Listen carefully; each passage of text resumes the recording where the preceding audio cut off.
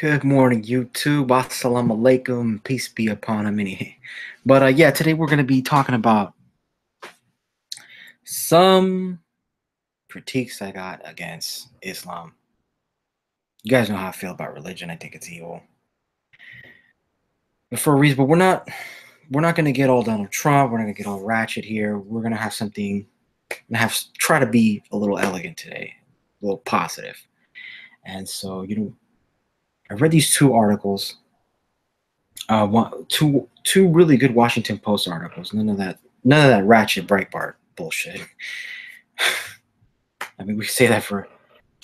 That's the thing. I mean, we have things like MSNBC with their constant, just appealing to the worst natures in female and just propagating that feminist left wing bullshit agenda. Breitbart and Fox News, on the other end that America, bitches ain't shit. And the world needs a little more. The Greeks had it right. We need a forum, an open forum where we can debate. And let's get into it. So the first Washington Post article, here by Abigail Hausliner. I've known Hausliner. Anyway, Abigail here. She's writing about this article about this family and with Cresta, sometime in New Mexico, and this Muslim dad opened up a booth, so he can start a conversation, a dialogue with his neighbors, with his community, and it starts off with. The article says that there's a wave of vitriol over the past 2 years. Well, what would you expect? Over the past 2 years? I mean, this is a problem festering since the early 90s. I mean, we Desert Shield, the American military's just ruthless criminal invasion over there, but we're not minding our own business over there. And then the countless terrorist attacks. Dude, we don't need to name them all here, but so I just get the feeling when I read this article, this like, oh no, let's all be nice and let's go give them a chance. Hey. Then it's like it goes off into saying that this was all fueled by Trump. Like, no, bull BS, Abigail. No, this is not all fueled by Trump. This is not. Come on. It's just. I mean, the world is run by competing criminals, mafia dons, right? This is what the problem is. Or what are you gonna tell? I mean, what are you gonna tell? Just tell that. Tell that to the family. Just tell that to the father who just lost his child, his family, his home, his everything, because we decided to just level Baghdad.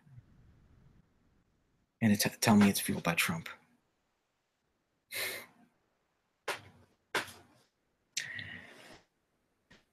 Let's move on. There's some things to say. It's like the recent Halloween attack in New York City. Man, that didn't fuel anything, right? That had nothing to do. But again, you can't bash. I had a Muslim friend in the army, awesome guy, and I looked up to him. He was charming. He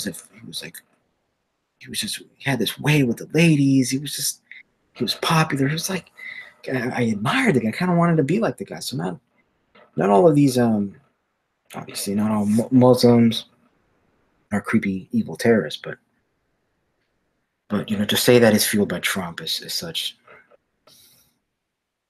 Yeah. So here in that village Cresta something in New Mexico, half the population is Latino, right? And only 500 are Muslim. Now, if you read that article, the The one with the Abigail. Let me see the titles. The title is.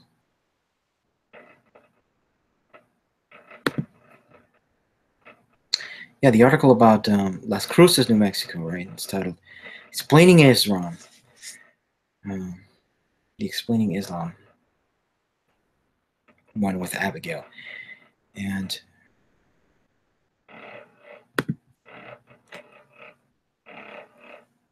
500, 500 are just half the population is Hispanic. 500 are Muslim in this Las Cruces, New Mexico. And guess what? Most are exchange students. You can't just glance over that kind of thing, right?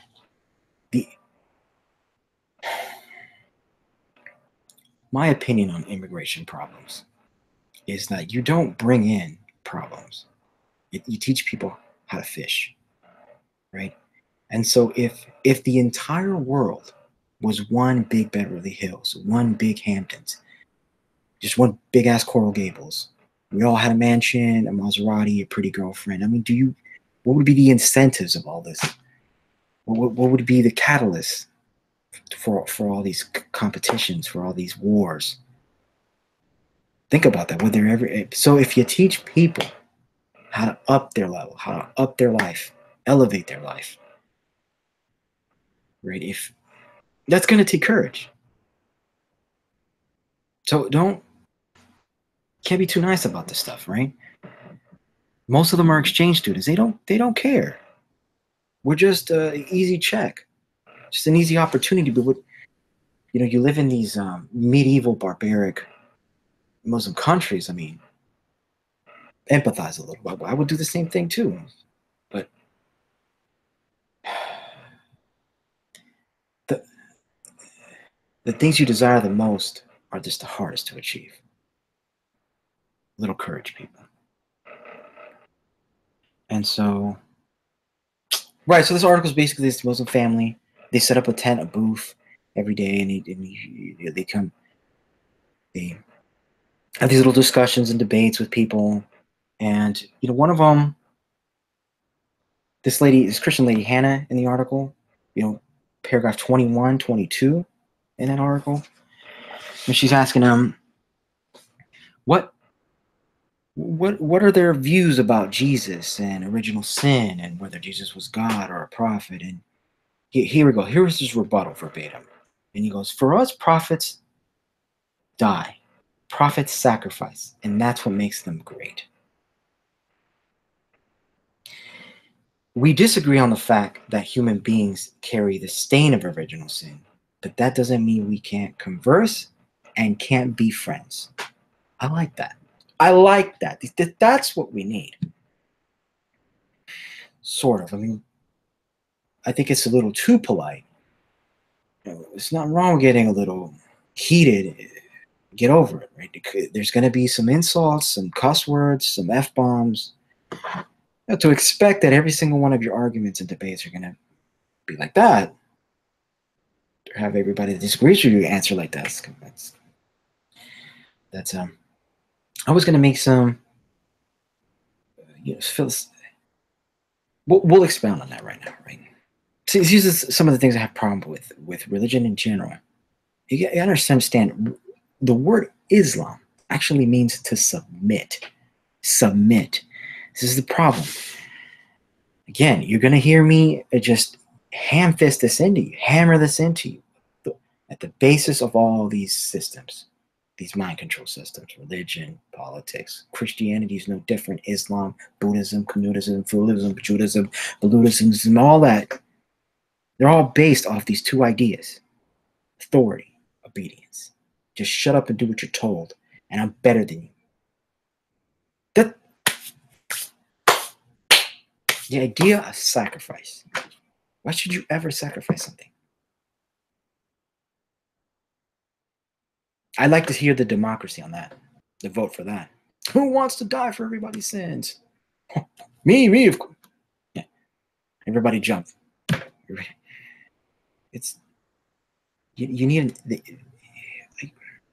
I don't know. I agree with very little of Anne Ryan. I think Anne Ryan was just simply, a spoiled rich bitch, honestly. But she had some good ideas, and the ethical greed, the righteous greed, I do agree with. I mean, it's just sacrifice, but we're not we're not gonna get too philosophical on this right now. So the real thing is that this Christian lady, paragraphs 21 to 2 in that article, this Christian lady asked, "What do you guys think about Jesus? You guys think about original sin?" And he rebutted, well, we don't agree, we don't believe in original sin, but doesn't mean we can't talk. And the rest of the article, goes about the daily routine, how some people are polite, like this lady, and some people aren't. We're gonna get with the people that aren't. So there was this guy, John Thomas, who had his with his Chihuahua, who he named Robertita. I don't know about all. Out in the closet, not my problem. But he's just being basically a racist ass. You can go read it to yourself. But the way I read it, he's just being a racist ass. And what about our Western values? And you can't be like that guy either.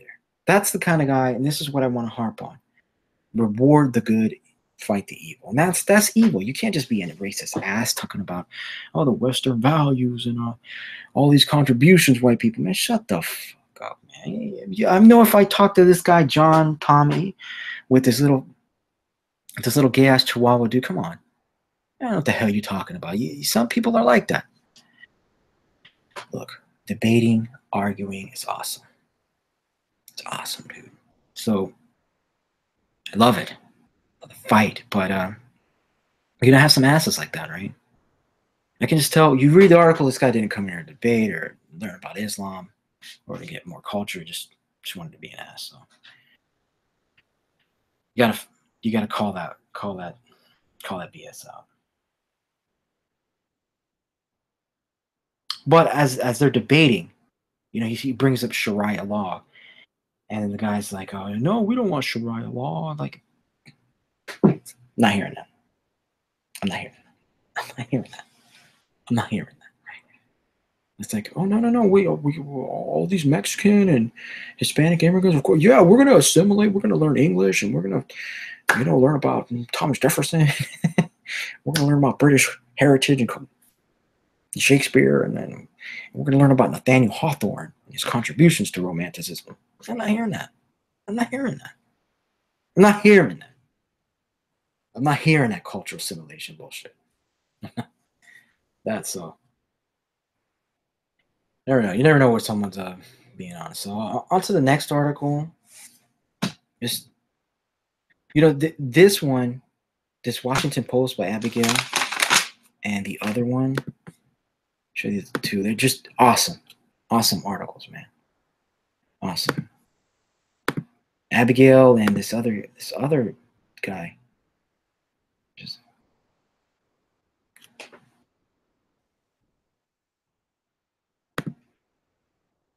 this other guy, Jonathan Eeg and Abigail Hausner. Brilliant.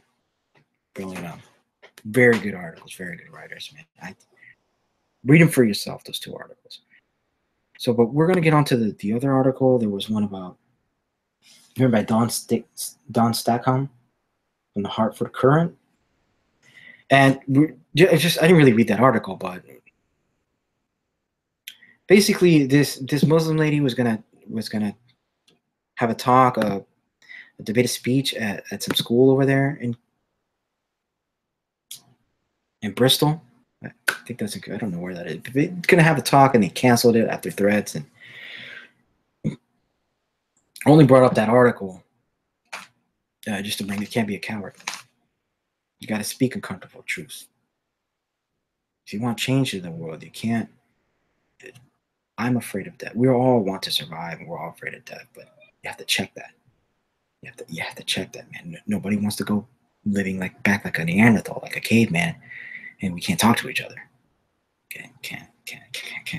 We check that. I don't want to have like this hard-hearted, cold-hearted. You got to crack an egg. I mean, no one deserves to be shot over their beliefs. I believe in total, complete freedom of speech. You want to call somebody a filthy, evil slut, a fucking cowardly faggot, drop fuck bombs, f bombs. I mean, total freedom of speech. That's what it's going to take. That takes courage. And if we keep shutting down events at colleges and universities, I mean, this history is going to repeat itself, people. I feel like one of those, like that saying, nobody respects a prophet in their hometown. So we're going to repeat history. Like, if we're going to keep shutting down, have to talk to each other, dude. Can't do that. I just want to briefly skim over that article. All right. The other one. I love this article by Jonathan Eeg, and why the real reason Muhammad Ali converted to Islam. You gotta read this article. It's awesome. It's just brilliant. So basically, why did he convert to Islam? What's the story? How did it all begin? It's very interesting, legendary, I think, and it all starts with him getting henpecked by his wife.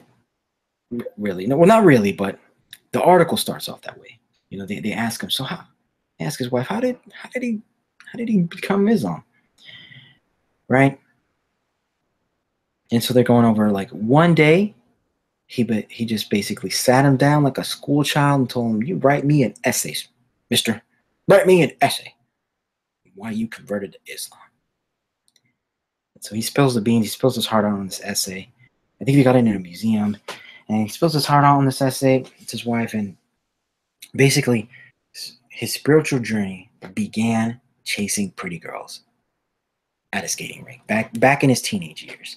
And he sees one of these I think it's the mid 60s, right? And so the Nation of Islam, the Honorable Elijah Muhammad, and this Muslim preacher guy, he hands out this newspaper, and he's like, he's just some kid. He just wants pretty girls, wants to play around, skate. And he's like, oh, whatever. Blah, blah, blah, blah. And he sees this cartoon, of all things, and this cartoon is showing this white slave owner beating his slave and telling him, you better believe in Jesus or you're gonna get another. Just do what you're told. And like, boom, that cartoon sparks something in him. He goes on to like this introspective journey into what Cassius Clay. Christian, I didn't choose any of this. I didn't choose my name or choose this religion. This is forced upon me. This is sort of like some sort of spiritual slavery. What if I want to be something else? What if I want voodoo? What if I want, fried rice and Buddhism? What if I want Islam? And he goes on that journey, right? And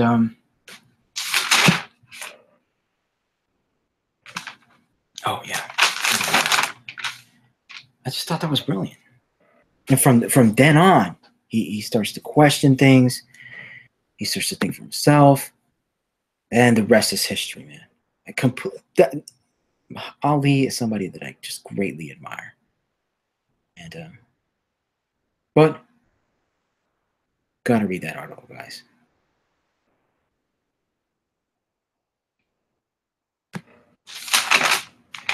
So in that article, paragraph 15, the third paragraph from the bottom.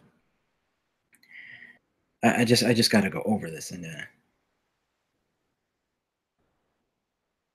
he goes. It reads. Speaking about Ali here, he loved comparing the Bible and the Quran. He often said God didn't care about him for his boxing. Nah, God cared only about whether he had been a good person and lived up to the responsibilities that came with being a believer. That That's the kind of Muslim. That's the kind of Christian. That's the kind of people that we need in this world. Not the God-fearing part, but just